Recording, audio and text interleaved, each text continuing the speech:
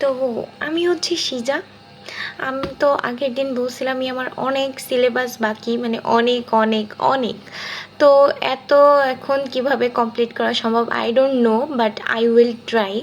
তো আগের দিন হচ্ছে আমি করছিলাম ফিজিক্স অ্যান্ড হচ্ছে ক্যালকুলাস। তো আজকে আমি করব হচ্ছে ফরটান।